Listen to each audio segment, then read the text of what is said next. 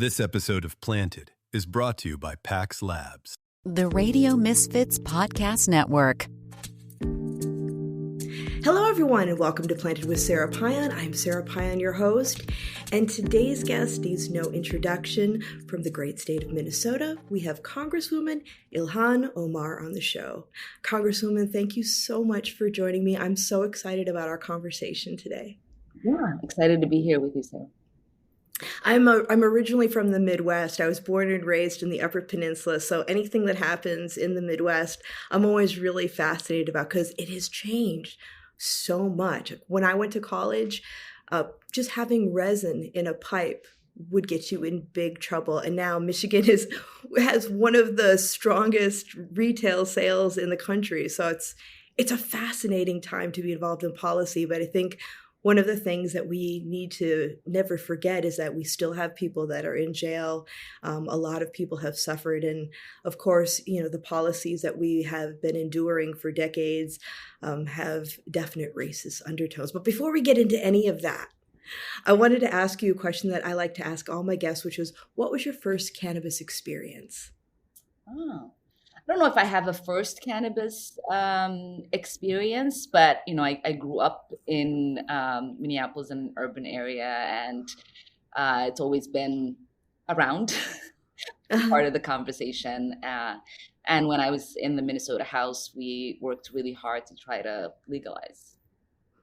Yeah, absolutely. I actually had former Governor Jesse Ventura on the podcast a couple of times, and he was mentioning how he had gone in front of the legislature to talk about the fact that he broke the law so that his wife could have access to cannabis for her seizures. Yeah. So it's that story.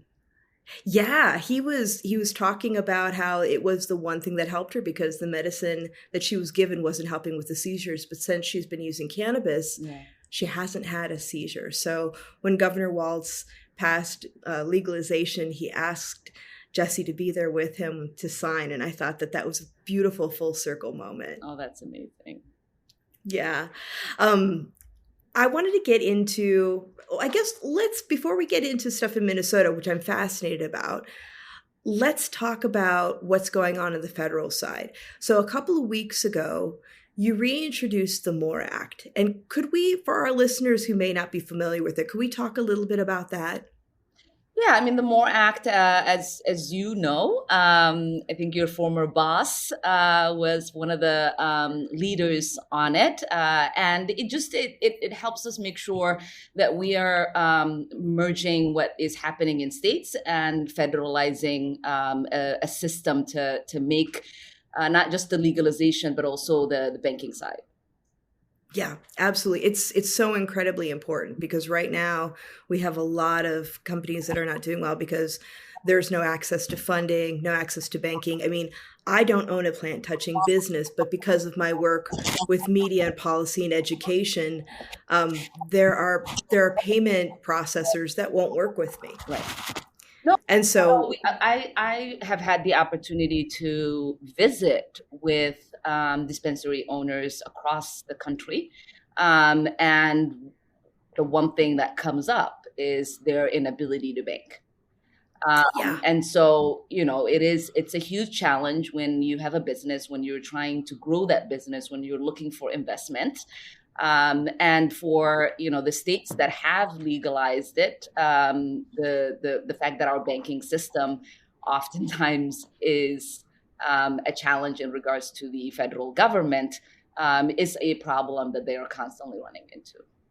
Yeah, absolutely. One of the things that I thought was really interesting too was the 5% tax for the Opportunity Trust Fund. I think it's really important that we are putting forth money to be able to support when I first was the co-chair of the legalization task force, that's when we started having conversations about equity programs and the language around equity programs. Like, how do we sufficiently describe this group of people who has, one, the racial undertones, but secondly, the fact that these are people that maybe were doing it during the times where it was not legal, but they were still entrepreneurs, craft farmers, really passionate about their work and trying to support their families. And so now that we're in the era of legalization, where we have large corporations and a lot of money coming in from that side, how do we support the people who originally brought the heart and soul to what we're doing and really inspired this work? So I think it's a very important thing with taxation. But I'm also curious because, as you may know, in California, we've been dealing with massive extinction events because of overtaxation and the fact that it's so overtaxed by the time we get to the retail side that many people aren't participating in the legal market as consumers, which has in turn created, California's been really disappointed with how much they've been getting in taxes, but if they'd actually lower the taxes, they would probably be receiving much more in their coffers. So I'm just wondering, when you think about, of course, when we look at, state, federal, there's always going to be taxation through the different steps, but how can we create a balanced tax structure that not only supports the industry, but also help support the programs that will benefit the community and the industry at large? Yeah, I mean, California, I think, serves as a cautionary tale.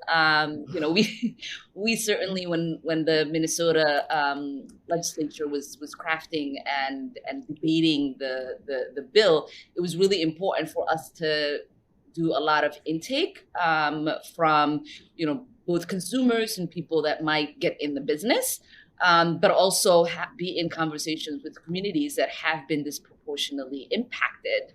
And so one of the things that we were very curious in doing was doing a case study on, some of the challenges California has had, because we know that a lot of minority business owners, women of color, they were experiencing challenges because the legislation wasn't crafted with them in mind. And so in Minnesota, we're still rolling it out. But that was something that was important to make sure that we were creating the tax structure not to overburden, but also make sure that there were buckets of money that would then flow back into community to be able to take advantage of this new industry that is now legal. I'm so glad that you're looking at what we're doing in California. I'm actually in Arizona today, but California, yeah. Many struggles. There are more businesses that are closing down than that are opening that are cannabis related, and that's, I know, a challenge that their legislature is trying to address. Yeah, absolutely. I mean, it's inspiring to know that you're not trying to reinvent the wheel, as we've seen in many states where the mistakes that were made in Colorado and California are being replicated. Because that just seems like an enormous waste of time. When we're looking at rescheduling versus descheduling, what are your thoughts on that? Yeah, I mean, well, I think I'm in support of full descheduling of cannabis. It's, one of the only ways to fully end federal and national criminalization. Descheduling can be a good start, but we have seen progress stalled last year. And now this year at the DEA, if it's going to take this much, trouble to simply reschedule it to schedule, from Schedule 2 or 1 drug, then I would rather us dedicate the energy and efforts to fully descheduling. Yeah, absolutely. I wondered if it would be baby steps, like rescheduling to descheduling. A lot of times people will ask me, what do you think about that? I'm like, well, Schedule 1, I mean, Valium is under Schedule 1. We don't see Valium dispensaries in cities. Like, it just seems like it would be problematic to just reschedule rather than deschedule. Yeah, I mean, and I think this has been, a long time in the making, right? Mm-hmm. Over the last 20 years since I've been paying attention to the issue, we've seen different states fully legalizing marijuana. We used to have this conversation of it destroying communities, the moral aspect of the conversation. And we're seeing now that majority of Americans, 70%, 80%, if not above, being on board. And I think it is time for us to catch up to the idea that most people are comfortable with adults making the decision for whatever it is that decision is based on in utilizing cannabis. Yeah, absolutely. When I had Representative Blumenauer on earlier, Earl is a lovely, lovely guy. And he was talking about how really when we're getting to legalization at a federal level, it shouldn't be difficult because we have a lot of the foundations in place that we can work off of. I think that he's right about that, but I also think that there's probably some other things that we need to take into consideration because cannabis is a little bit more nuanced than, say, alcohol. What are your thoughts on that? Well, the strength of it, if that's what you're considering nuanced, we have that in alcohol as well. Right. There are different levels of strength that people can consume depending on their tolerance. We also see addiction in alcohol. We also see, crimes that are committed when people are under the influence. And so by legalizing it, we're not taking away the nuance that is attached to something that, if abused, can be harmful to the person and to society. I think we are where we are with alcohol, with education and awareness. And if there was a full legalization of cannabis, we can also do, that similar conversation. I know that a lot of people also talk about having it be easily accessible, and the threats of young people utilizing it, right? We would create and there would be age of usage attached to it, like it is with alcohol. But with access to, you see young people, at parties or at their homes, drinking. And so, I don't think we should legislate from a place of worst case scenario. I think we should legislate from a place of, this is something that is not going to cause destruction to our communities, and people are already using it. People are already literate about it. And I think the time has come for legalization. I agree. I think from when I'm in the advisory meetings for the state of California, we get a lot of people in public comment actually talking about youth access. But the one thing that I've noticed, and I have two young nieces that I'm about giving them the information and getting them to understand that they are far too young. They're not interested anyway, but they're far too young to be experimenting. But also I think it's more appropriate to arm them with knowledge rather than stigma. Because for myself, I was a precocious child. And if there was stigma around something, I wanted to learn more about it. Whereas when we get into legalization, some of that mystique is removed. And I feel like it's not as attractive to young people. Yeah, I mean, abuse of drugs and alcohol, we notice happens a lot more in societies where the stigma exists. If you look at a lot of European countries where sort of everything is legal, you have less overdose, you have less, less people starting consumption early. You have, it's just they just have a healthier relationship with it than we even do here in the United States, where a lot of things are kind of like legal and socially normal. And so I just think that there is a way to create a healthy relationship with taking away. I agree. My dad is originally from Iran. He came here in the late 60s, but he was raised a lot of his life in Europe. So when I was a child, it wasn't a big deal at a special occasion to have a very small glass of wine. Not that I'm talking about access to cannabis for children, but having the normalization around that when my friends started to get curious about alcohol and really go out and party, I didn't have that. I was like, I knew how to treat it with respect. And so not necessarily giving access, but having that conversation, I think you're right. It does, it makes it not so much of a focus. But, going into the other thing yeah. with cannabis, now I think back to, one of the earliest conversations I had with someone, my former boss opted to not do surgery on his eyes, but to utilize cannabis to take the pressure off.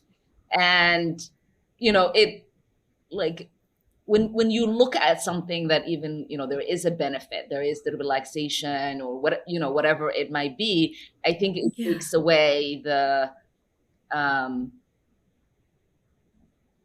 harm out of it, and I think a lot of the conversations we have nowadays is focused a lot on it being a gateway drug to harder drugs. And I rarely meet people who, started out using cannabis and then became fully addicted to drugs that would destroy their lives. You know it the moment it hits. That weight, that presence, that shift. Power you can feel. Introducing PAX 4, the next generation in dry herb vaporizers and the most powerful device PAX has ever created. Engineered for heavy clouds and high potency, 4 delivers dense vapor, fast onset, and real intensity, all without combustion. No burn, just pure controlled power from your flower. 4 precision heat modes that let you dial in your experience. Quick, high-impact hits or longer, fuller sessions, all in a device that's light in the hand, heavy on performance. And with fast USB-C charging and a redesigned oven for easier cleaning, 4 is built for real life, ready when you are, session after session. Because true power isn't about smoke, it's about how it feels. And for listeners of Planted, get 20% off PAX 4 with code PLANTED20 at PAX.com. PAX 4, power you can feel. Available starting March 3rd on PAX.com and at selected retailers. Yeah, I found that it was actually quite the opposite. When I was working in medicinal cannabis with patients and physicians, I found that there were more people getting off of benzodiazepines, opiates, but there's also that conversation of cannabis not being a panacea. So if you already have a bad relationship with the substance, cannabis can help create that shift, but you need other tools in your toolkit also to create that homeostasis in our bodies. And having that conversation, and I think also the conversation of, even though we create our own endogenous cannabinoids, not all of us tolerate phytocannabinoids in cannabis. And that's okay, because as human beings, I think we often go towards, if it's not right for me, it must not be right for everybody. You know what I mean? One thing I found fascinating about Minnesota is that you have hemp drinks in your bars and restaurants.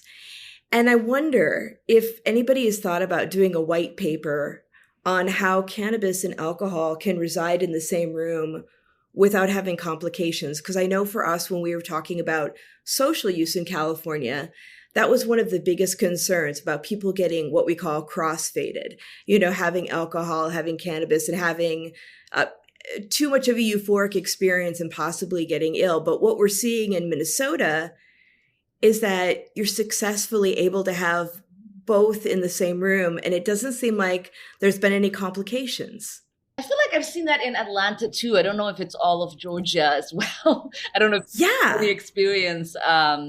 But yeah, I mean, in Minnesota, we are that white paper might exist. I will look to see if the University of Minnesota, that sort of was like where hemp was researched and funded and sort of got its footing. That possibility could exist, that white paper might live there somewhere. But yeah, in Minnesota, we are always willing to try new things, and I think trust ourselves to be the adults we know we can be. And so yeah, that seems to always set us apart. Yeah, it just seems like it's a sign of the innovation and critical thought that come into play through the Minnesota lens, which I really, really appreciate. I mean, and I think for us, we also recognize that hemp could be an industry that could bring us a lot of economic benefits. Just in our first year, the sales of hemp-deprived THC products generated over $10 million in taxes. And so that, helps grow the economy of our state. And we see a clear benefit in it that way too. Do you see that as possibly being a model for the normalization and legalization of cannabis? Because one thing I see is like, in the industry, we have people on the hemp side, we have people on the cannabis side.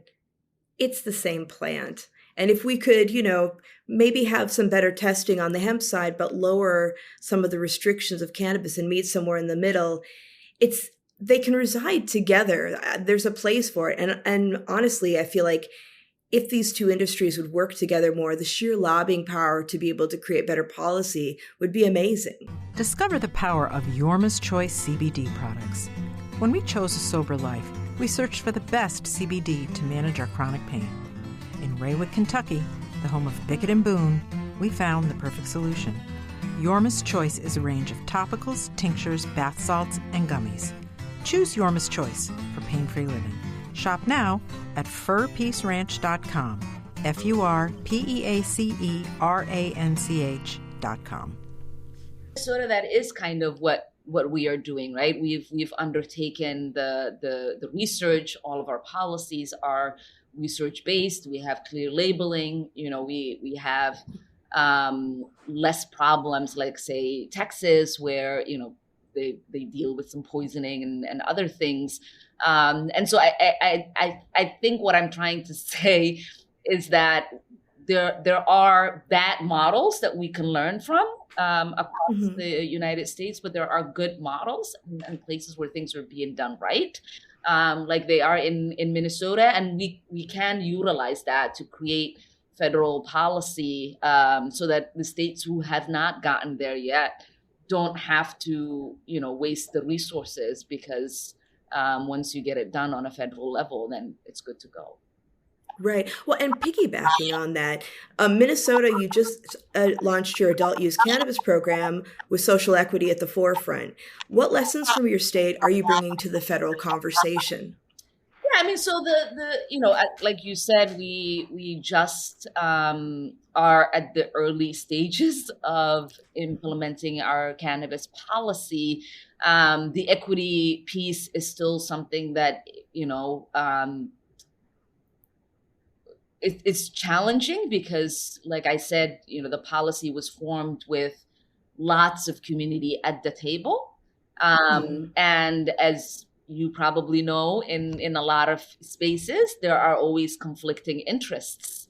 And so one of the challenges right now that we are seeing is that a lot of these communities want things rolled out differently. And so that has stalled the rollout that was, I think, originally supposed to be done in June. That's still being worked out. And so I think when we do finally, get to where we want to be on a federal level, we want to utilize all of those lessons and, try to create regulation that is simplified and easy for the states to digest and implement, so that they don't have a longer rollout process that kind of infuriates a lot of people who expect, when you say you're going to roll out something, that you roll it out. Yeah, well, I mean, that's challenging. I know in California, when we passed legalization, the very next day, we had people coming to the dispensary and wanting to get in and were very angry. They're like, wait, we passed it. Yeah. And then you kind of have to have, I jokingly referred to it as Stoner Civics 101. I was like, well, we don't create the programs till we pass everything, and then we create the foundation. But I think it's also a call for the public to get more involved because, depending on where you are, the people who represent you may have an outdated view of who the average cannabis user is. And it's up to people to say, I pay taxes, I contribute to society, I use cannabis, and I vote. It's not everybody thinks that cannabis users are sitting in their basements eating Cheetos, but it does seem like some people, will pigeonhole cannabis users as lackadaisical and not engaged. And so people need to get involved and understand that they have more power in influencing policy than they possibly know. Yeah, because it's not, people just think like stoners are young people, but I recently was visiting a senior living space, and there was a woman there, and she was like, I used to have a glass of wine to go to sleep at night, and now I have a hemp beverage, and she's really proud of herself. She's like, I have less effects in the morning, and so she looked like she was like in her late 60s. And so people are making these decisions and are, sharing those stories. We just need to have more of them. Yeah, absolutely. I had, when I was still head of education for a dispensary, I had a woman who came in her 70s, and she had neuropathy left over from breast cancer treatment. Nothing was helping her. And she was very nervous about being there. She came with her adult son, wanted to make sure nobody knew that she was there. Her doctor had told her to try it, and it was a last-ditch effort. She called me 3 days later after kind of really, really not wanting to try it, but I gave her a high CBD, very low THC tincture, and she was so amazed at how it helped her. And she was very angry that that information had been kept from her. And she was a retired pharmaceutical salesperson. So she was like, wait a minute, the pharmaceuticals that I was given didn't help. This did. And she's like, if you do any senior trainings, bring me with you. I want to talk to my peers. And I was like, those peer conversations are so incredibly important to have because we listen to our peers more than anybody else. And the way seniors are having more conversations about this, people will say that they're the fastest growing group of cannabis consumers. But I believe because they were in a time where we were really heavy on the war on drugs, there were more people that were using it than we knew, but they kept their business to themselves. Yeah, I mean, and I do believe that, there are people who try it for the first time and realize they no longer have to take like the 5 pills that were prescribed to them, right? We are heavy pharmaceutical prescription country. Yeah, we are. If you just turn on the TV, you'll see 500, different TV commercials and what you should take if your back hurts, if your leg hurts, if your neck hurts, and there are a lot of people who are figuring out that I could take something with small dosage and like all of those pains go away, and I don't even have to smoke anything. Right. Oh, and it doesn't even have to be euphoric if you don't want it to. But looking at the intersection of public health, harm reduction, and cannabis, you've championed harm reduction strategies in other areas. How do you see cannabis fitting into a broader public health and justice framework? This episode is brought to you by Fat Nugs Magazine, a global perspective of cannabis and stoner culture as a bridge to the rest of the world. Right now, you can join Fat Nugs Magazine, Beard Bros Farms, Freedom Grow, and Jailed for Weed in the upcoming Prisoners Edition and help spotlight current and past cannabis prisoners and their stories, because no one should be in jail for a plant. Find Fat Nugs Magazine's beautiful print copies at your local dispensary, fatnugsmag.com, and on socials. Cannabis culture welcomes us all. Yeah, I mean, like I said earlier, I think when things have a stigma, there's usually an abuse that is associated with it. And that abuse oftentimes can bring about misconduct, right? That could eventually land somebody in jail or cause harm to someone else. We also know that for many years, the war on drugs did not just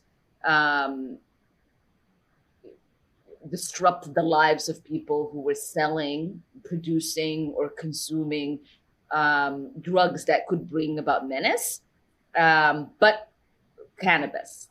And so, there are many people who are still serving long jail sentences, especially in communities of color, that shouldn't be there. And so,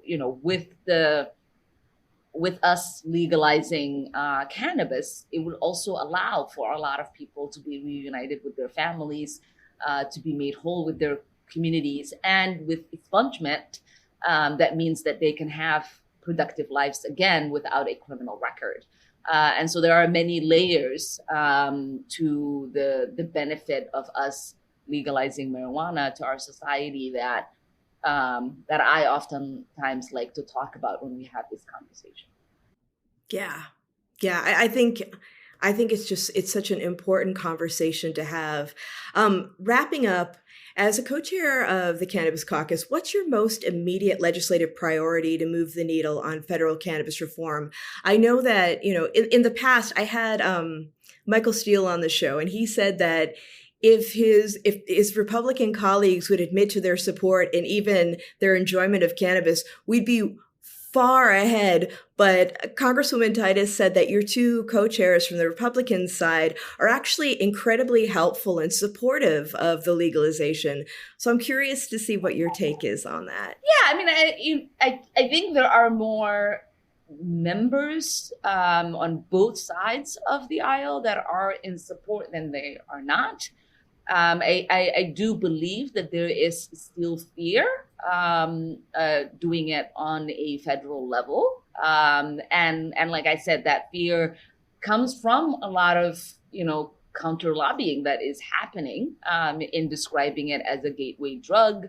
I think there is lobbying from pharmaceutical companies, because they know that once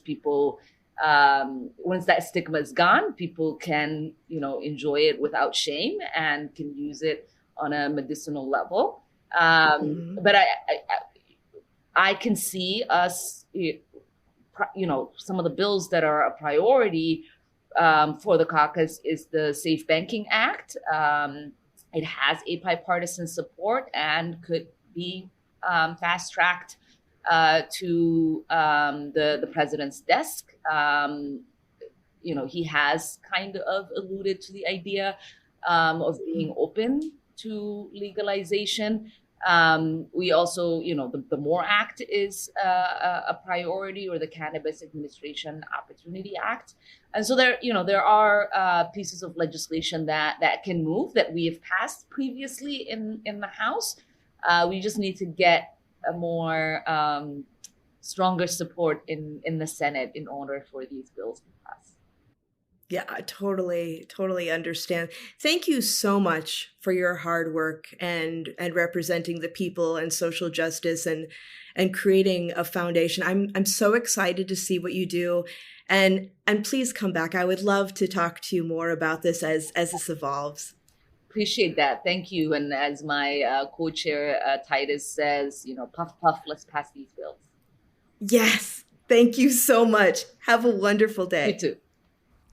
And everyone, remember, if you like listening, please Give us a review, share it with a friend, let us know what your favorite episodes are, and if you'd like to stay in touch over social media, we are Planted with Sara Pion on Facebook and Planted with Sara on Instagram and Twitter. You can also go to our website, www.plantedwithsara.com, or listen to us on our parent network, Radio Misfits Network, where there are other great podcasts, like one of my favorites, the Winemakers Podcast. So check it out. You can listen to Planted wherever you listen to your favorite podcast, whether that's Pandora, Spotify, Amazon, Google, Apple, Stitcher. Tune in. We are there. So join us. And until next time, stay curious, stay safe, and remember, it's a wild world out there. Be good to one another. Until next time, take care.